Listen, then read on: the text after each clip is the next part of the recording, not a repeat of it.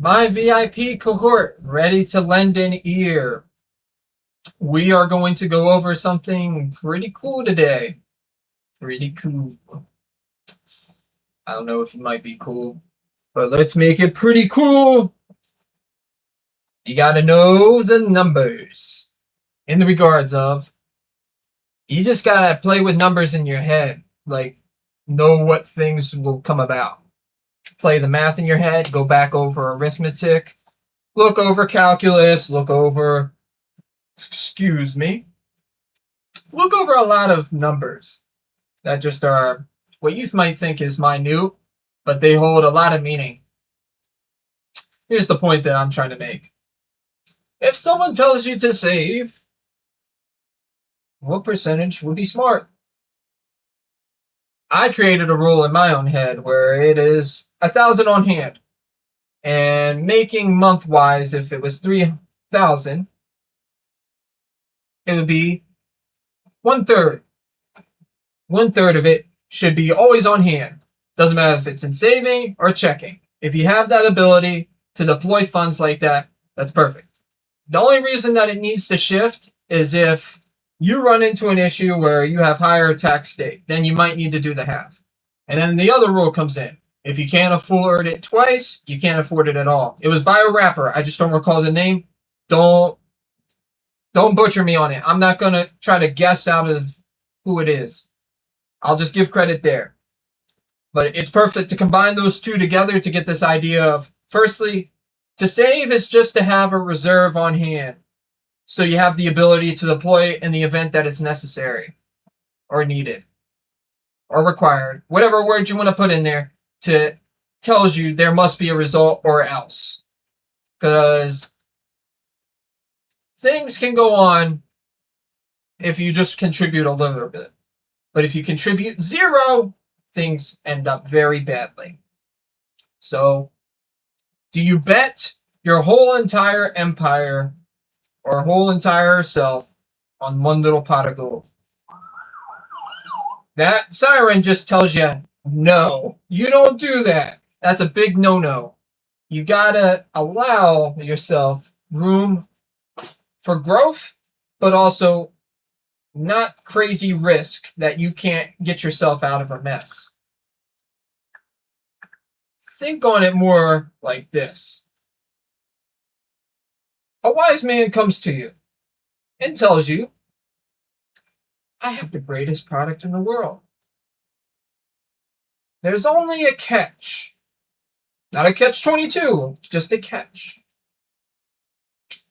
You have to give over 90% of what you own, and you only get 10%. Yet, there's no guarantee, but you will double it to 900% after 10 years. Does that sound good? That's for you to decide, not me. In my own head, and from what I said prior, that would be kind of a lunatic approach. Give them 90%, and 10 years from now, you'll get that. You're betting 90% of everything on that thing going through. Wouldn't it just be smarter to put 100% on the thing that you are going into mastery in? I would ask that of the wise person that asked that question. Because, in the regards, if I have no mastery or control over that said thing and I'm betting 90% into it, I don't see if it's worthwhile. The greatest thing that we tolerate is not knowing the numbers of our field that gives us our leverage. If we had to go to something that explains this quite well, I would say Cal Newport's so good they can't ignore you. The 10,000 hours, the work that has to be done to make your skill so rare, and it's not by passion.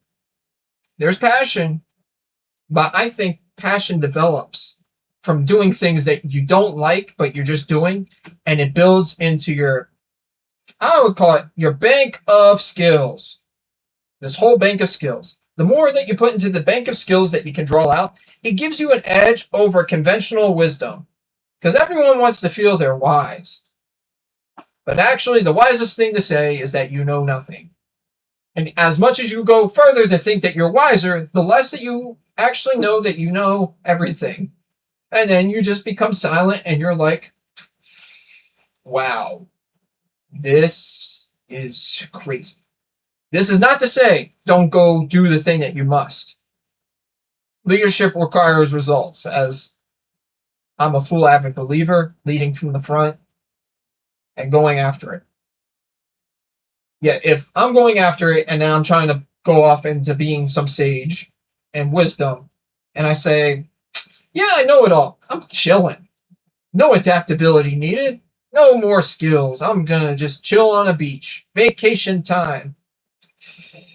That's the time where you'll lose. It's okay to take that vacation. I'm not saying it's bad. What I'm saying is you'll have to always be learning. It's lifelong. The person that adopts lifelong learning is the one that's won. When you lose the lifelong, you've lost. And it doesn't matter what your scoreboard is prior. Each new day starts it anew. If it starts anew, just start filling into the scoreboard again and again. Now, people will think, that's crazy. You just keep doing it. It's not fair. Life isn't fair. That's the greatest part. It doesn't mean that those experiences that you had prior are meaningless. The books that you read, the things that you've done. It just means the scoreboard's reset itself. You can tap on it to create a better scoreboard and create better metrics and so forth to do. And there's times where you got to be patient. When you fuck up, you got to pay the price. You got to know the numbers. You got to know that this won't ever happen again. You got to ask the whys, the hows, the way of tactically explaining using empathy and all these types of things to convey your point across better. Because the reason that we fail is to get to fortune. And there's going to be ups, downs, ups, downs, ups, downs, ups, downs. Sometimes it might go like this, then this, then this, and then, you know. So why know the numbers? Because numbers explain a story. And if you give numbers meaning, they give you more memory. I have this one line that I wrote. You cannot have memories without meaning. If I read 1,000,000 books or 1,000 books and I have no meaning that comes out of them, nothing that resonates with me. Imagine if I read Game of Thrones and it just didn't click. There was no description of how I felt with the author, of how they explained how each combat sequence happened, how each diplomat, how each war conveyed across this grim, hostile environment, but also trying to find where to maneuver. If I don't get that type of connection with it, I'm just going to forget the Game of Thrones. You have to really find meaning in something. And you might forget a lot of what the actual words of a story are, but what comes across in you is what's more important. It might actually sound like more of a song inside of you than actual words on the page. That's why songs build more meaning.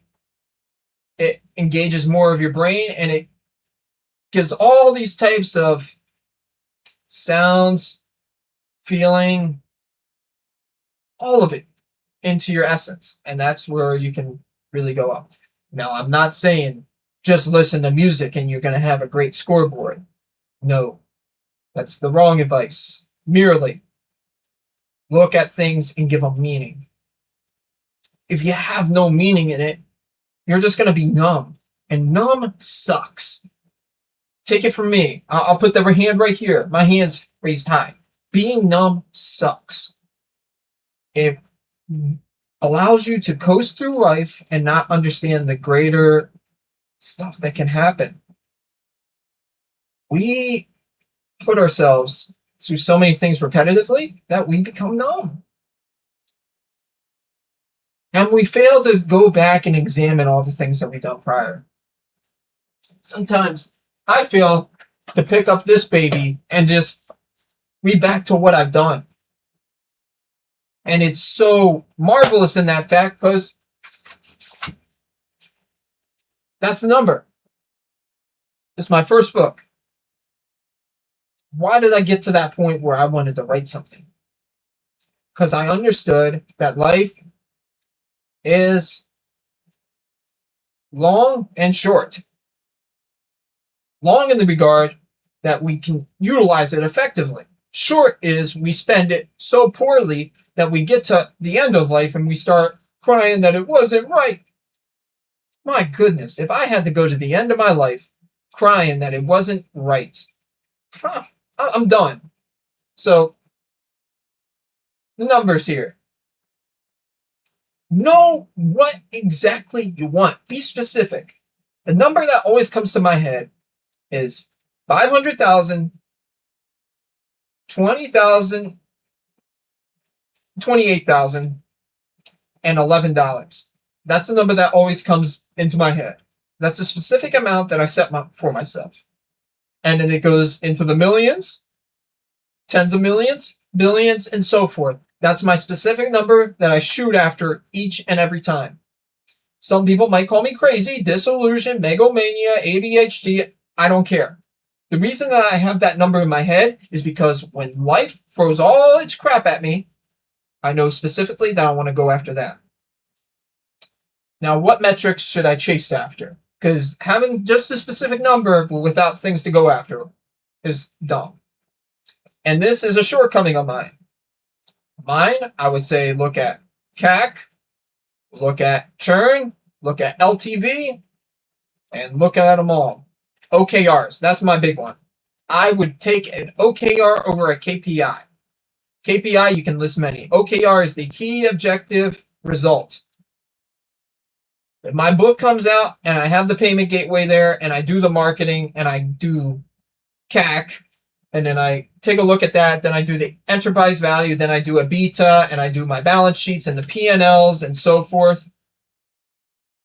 The metrics come all together and I see the whole landscape.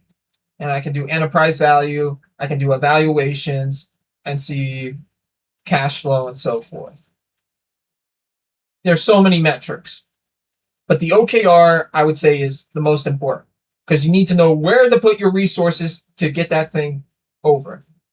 Now, when that number goes over, you must make sure to make technical modifications to your whole website, your internet presence, to your own speech, and so forth.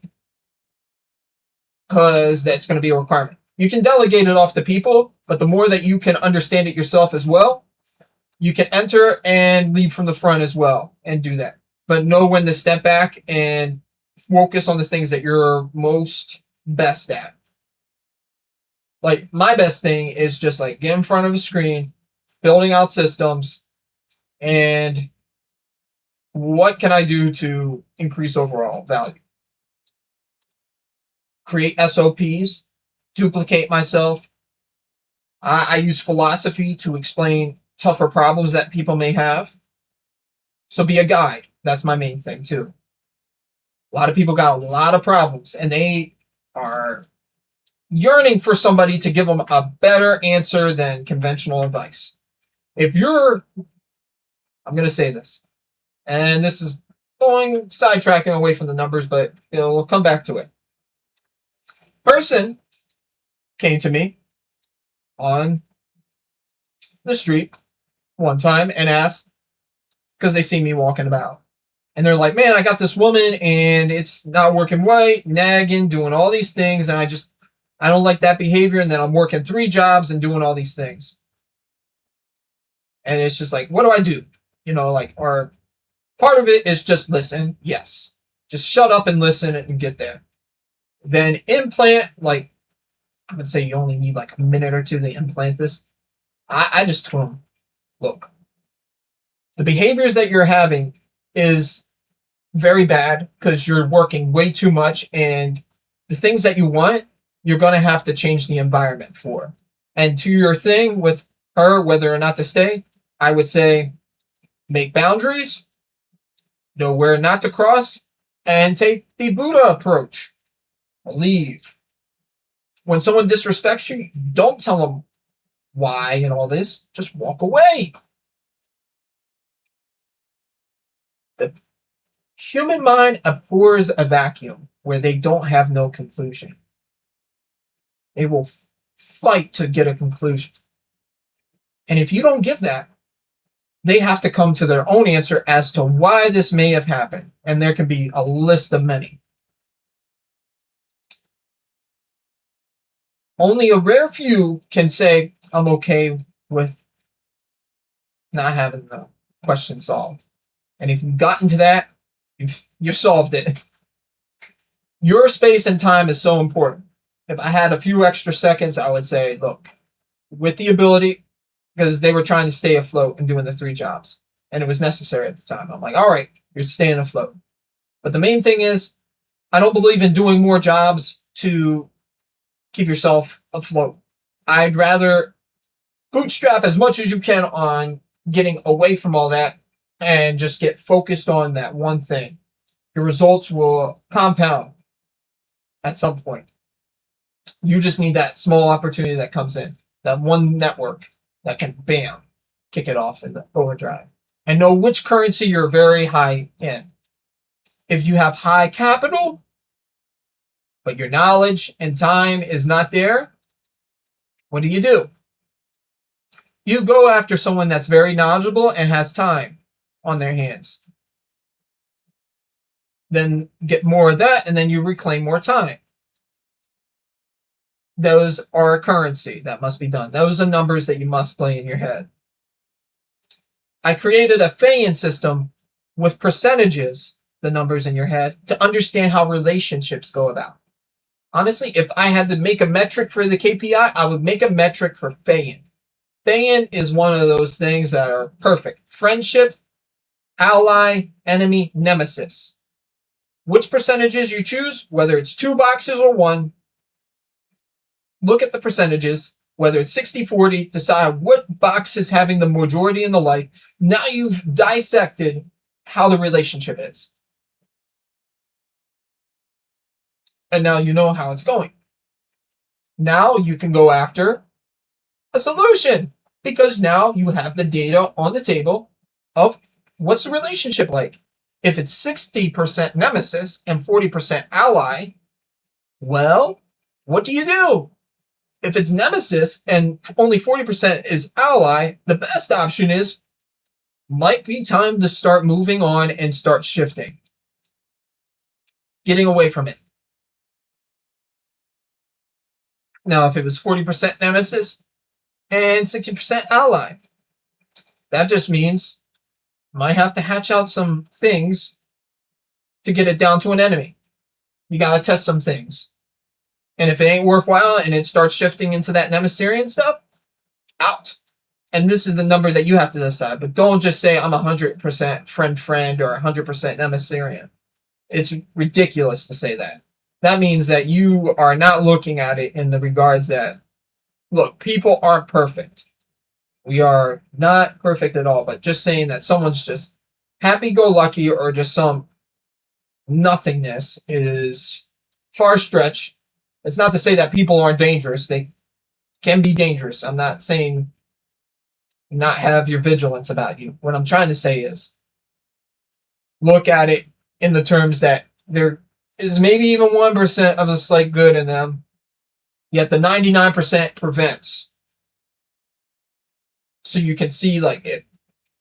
Here's how I'll say it. If it's 100% friend, you're in absurd land. You're in la la land. You need to reassess and see that you're getting indoctrinated. That's what I would say. If it's 100% Nemesirian, that means you are legit leashed by their ideas, and you want to say you want to break out, but you're stuck. You got to reclaim and start shifting it, whether it's 1% a day away from those. Enemy and ally are the same.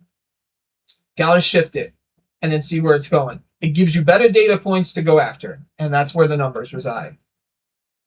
Now, I'm going to take a hot take here.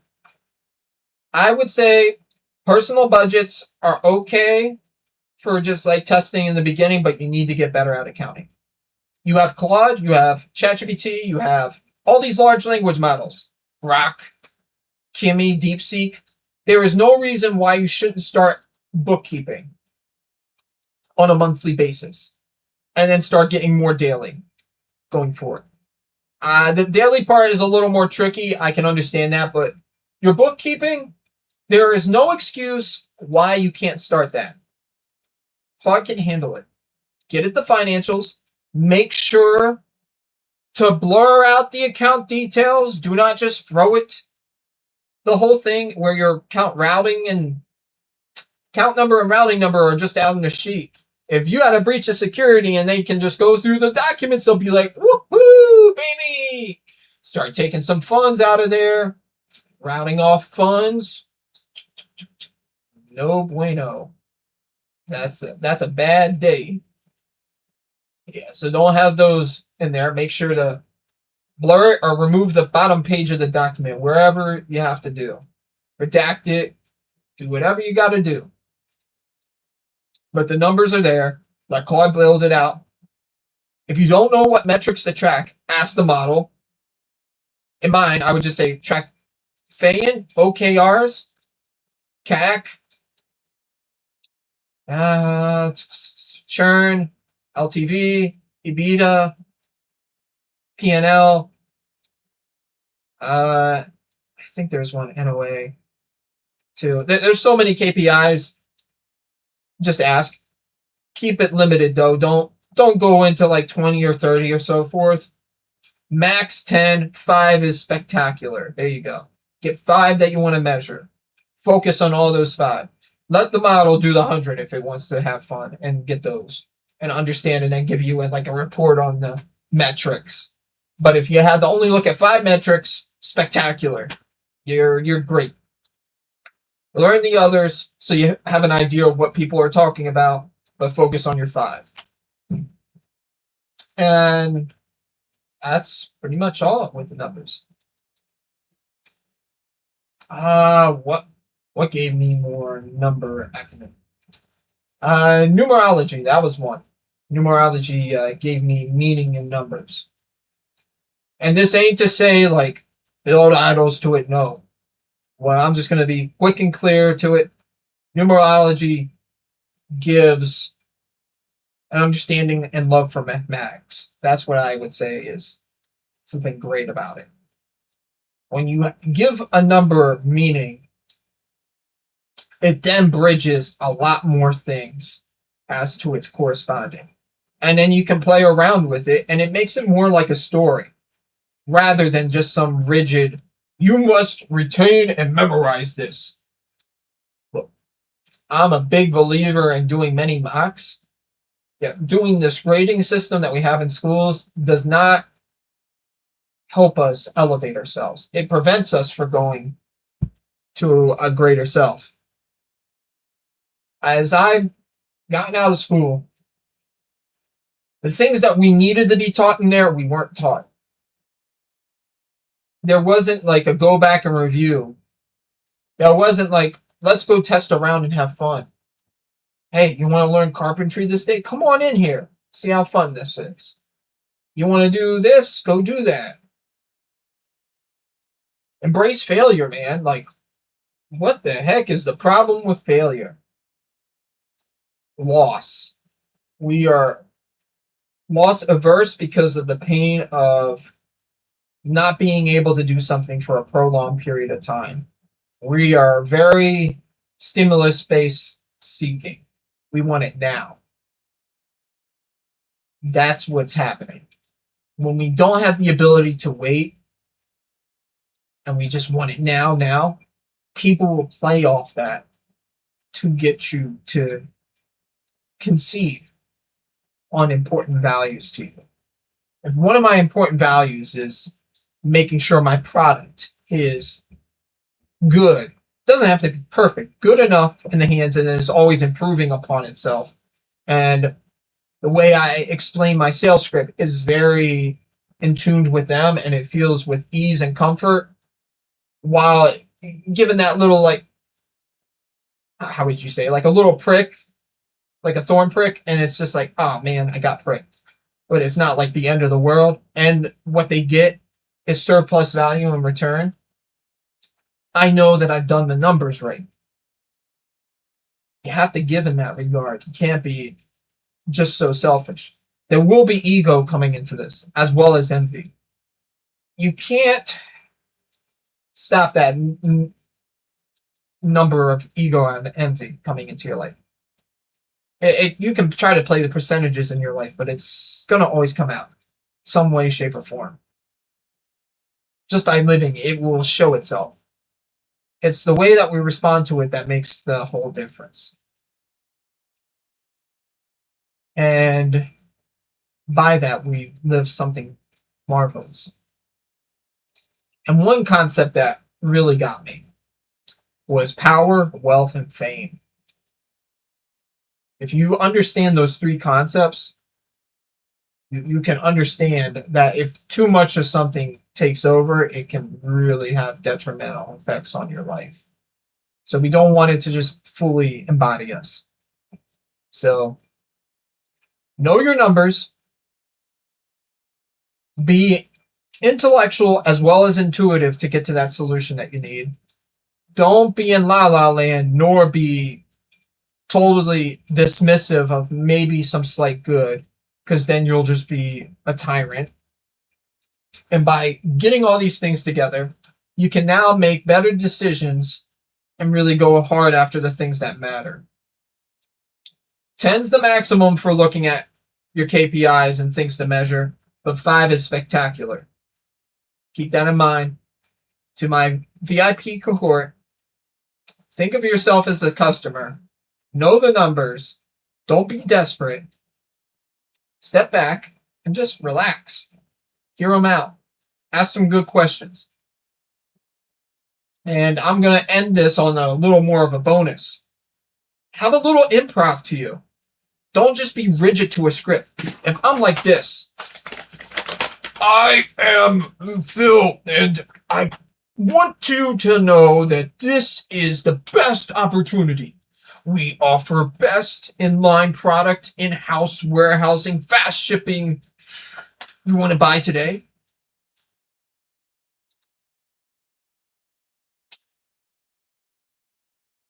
That was horrible.